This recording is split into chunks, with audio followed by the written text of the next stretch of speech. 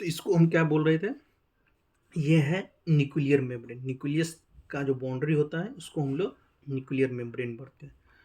इस इसमें जो सेल डिवाइड करता है यानी एमाइटोसिस प्रोसेस में या एमाइटोसिस के टाइप के डिवीजन में क्या होता है, ये न्यूक्लियर मेम्ब्रेन डिसअपियर नहीं होता है। ये न्यूक्लियर मेम्ब्रेन में क्या हो गया है, खिंचाव। यहाँ पर nuclear membrane remains same. Same का मतलब क्या होगा यहाँ पे, कि न्यूक्लियर मेम्ब्रेन यहाँ पे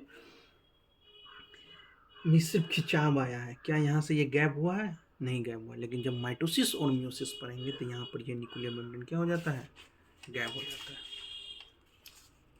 ठीक है, तो इसमें अभी हम लोग क्या क्या पढ़े हैं यहाँ पर, कि यहाँ पर न्यूक्लियस में कंस्ट्रक्शन आता है, फिर साइटोप्लाज्मिक कंस्ट्रक्शन आता है, और फाइनली डॉटर सेल्स में बन जाता है।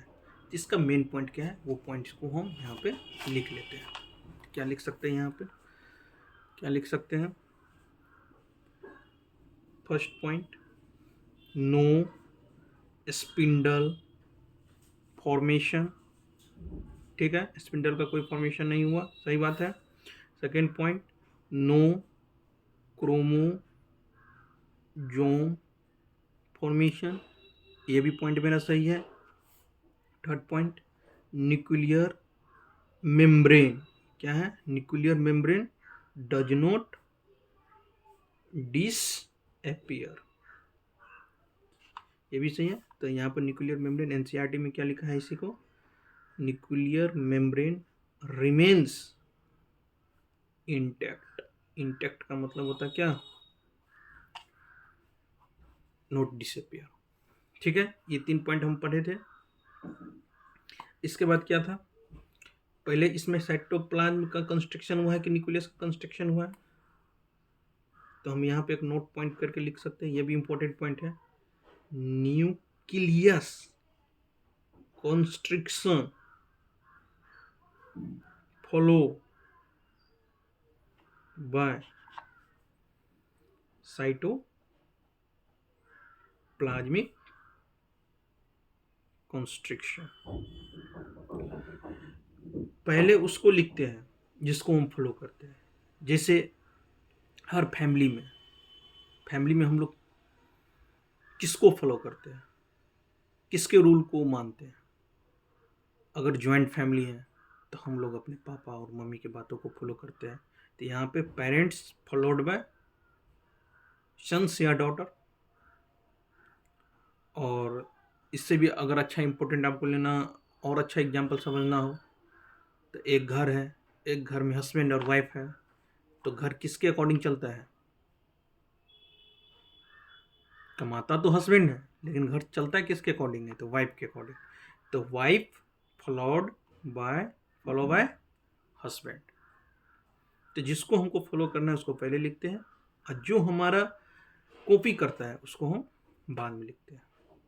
ठीक है, तो यहाँ पर पहले न्यूक्लियस में कंस्ट्रक्शन हुआ, फिर उसको कौन देखा देखी किया, फिर साइटोप्लाज्म में कंस्ट्रक्शन हुआ। ये था पॉइंट एमाइटोसिस का कुछ पॉइंट। और ये क्यों होता है, इसका क्या फायदा है, ये भी तो हमसे कुछ क्वेश्चन हो जाता है। इसका देखो, इसका फायदा से हमको कोई ज़्यादा क्वेश्चन नहीं पूछता है। ये बहुत जल्दी क्विक प्रोसेस है। क्यों क्विक प्रोसेस है, क्योंकि इसमें न स्पिंडल फाइबर बन रहा है, न क्रोमोजोम बन रहा है, न सेंट्रोजोम का कोई इसमें रोल है, तो इसलिए बहुत जल्दी बन जाता है। जहाँ पे क्रोमोजोम बनना है, जहाँ पे स्पिंडल फाइबर बनना है, वहाँ पे ना टाइम लगेगा। तो क्विक प्रोसेस क्यों बोले, क्योंकि यहाँ पे no spindle formation, no chromosome formation. और इसमें एक और बहुत है, अगर बहुत फायदे वाली बात बोले तो इसमें एनर्जी भी क्या लगेगा, कम लगेगा। क्यों, क्योंकि बहुत जल्दी हो जा रहा है। जल्दी जब जो काम जल्दी हो जा रहा है तो उसमें एनर्जी भी कम लगता है। प्लस इसमें क्रोमोजोम स्पिंडल फाइबर कुछ नहीं बनता है। अगर ए माइटोसिस से क्वेश्चन आए तो आप लोग को कहीं पे लिख दे no spindle no chromosome, tick करके आ जाओ, 4 मार्क्स आपको नीट में कोई नहीं रोक सकता है। ये तो इसके फायदे वाली बात हो गया। अब इसका हम कुछ ड्रॉबैक देख लेते हैं। जैसे ड्रॉबैक का मतलब ये थी, ए माइटोसिस का सबसे बड़ा ड्रॉबैक क्या है। ड्रॉबैक मतलब इससे क्या मतलब दिक्कत होता है। जैसे हम लोग सेल थ्योरी में पढ़े थे, सेल थ्योरी कौन दिया था, स्लाइडन और स्वान। स्लाइडन और स्वान सेल थ्योरी में किस कंसेप्ट को नहीं बता पाया था, कि एक सेल्स नया सेल्स कैसे बनाता है। वो चीज़ को यहाँ पर नहीं बता पाया था सेल थ्योरी में, वो उसका सबसे बड़ा ड्रॉबैक था। फिर एक साइंटिस्ट आया था रुडोल्फ बर्चाव, जो उसको क्या बताया था, कोई भी सेल्स नया बनता है, जो हम आपको सेल डिवीजन पढ़ने से पहले भी इंट्रोडक्शन में आपको बताए थे कि नया सेल्स कब बनता है, कोई पुराने सेल से बनता है।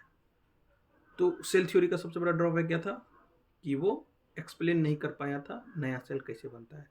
ठीक उसी प्रकार इसका भी ड्रॉबैक है। इसका ड्रॉबैक क्या है तो हम लिख लेते हैं। इसमें जो डॉटर सेल्स होता है, डॉटर सेल्स में बी अनइक्वल इन साइज। ठीक, अभी पॉइंट लिख लिया, हम फिर समझाते हैं। अनइक्वल डिस्ट्रीब्यूशन ऑफ क्रोमेटिन, यहाँ पर क्या हो गया, अनइक्वल डिस्ट्रीब्यूशन हो गया। अब डॉटर सेल्स में भी अनइक्वल इन साइज। सपोज करो हम इससे पहले जो एग्जांपल बनाए थे, ये मेरा सेल है, ये मेरा क्रोमेटिन है, इसमें जो खिंचाव आएगा, खिंचाव के कारण जो ये दो इक्वल बटेगा, तो हो सकता है एक सेल इतना बड़ा बन जाए और एक सेल इतना बड़ा बन जाए, क्योंकि इसमें तो हम एक दूसरे को क्या करते, खींचते हैं। अब कोई चीज़ को खींचेंगे तो किसी में ये, अगर ये पेन को दो स्टूडेंट खींचेगा, खींचने पर क्या होगा, हो सकता है एक स्टूडेंट को इतना बड़ा पार्ट मिले, एक स्टूडेंट को इतना मिले, हो सकता है एक स्टूडेंट को इतना मिले, एक को इतना मिले। क्या हम खींचने पर क्या ये इक्वल भाग में डिवाइड होगा, नहीं होगा। तो यहाँ पर भी क्या हो रहा है, खिंचाव ही तो हो रहा है, कंस्ट्रक्शन ही तो हो रहा है, टेंशन ही तो लग रहा है। तो टेंशन हो रहा है तो यहाँ पर भी डॉटर सेल्स क्या होगा, अनइक्वल इन साइज होगा। जरूरी नहीं है कि दोनों का साइज सेम होगा। ठीक, पॉइंट समझ में आ गई। डॉटर सेल्स में भी unequal in size. Second point है अनइक्वल डिस्ट्रीब्यूशन ऑफ क्रोमेटिन। अगर ये जो मेरा क्रोमेटिन है न्यूक्लियस के अंदर में, उसमें भी तो क्या आ रहा है, खिंचाव आ रहा है। और जब खिंचाव आएगा तो इसमें भी क्रोमेटिन क्या इक्वल भागों में जाएगा, जा भी सकता है, नहीं भी जा सकता है। इसलिए यहाँ पर क्या लगता है, ये सबसे बड़ा ड्रॉबैक है। तो हो सकता है कि मेरा सेल्स आगे जाके क्या हो, एबनॉर्मल हो जाए। ये ड्रॉबैक होने के कारण क्या होता है, इस डिवीजन के द्वारा बहुत कम देखने को मिलता है कि सेल डिवाइड करता है। तो हम लोगों को याद रखना है माइटोसिस में। अब है इसका एग्जाम्पल, कुछ एग्जाम्पल देख लेते हैं। एज इट लर्न करना है एग्जाम्पल, कुछ नहीं भी पढ़ते हो, ये 3 पॉइंट प्लस ये जो एग्जाम्पल लिखते हैं, ये याद करना ही है। ठीक है,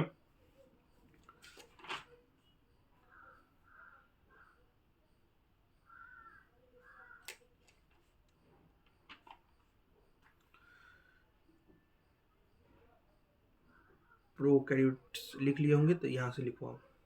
प्रोकैरियोट्स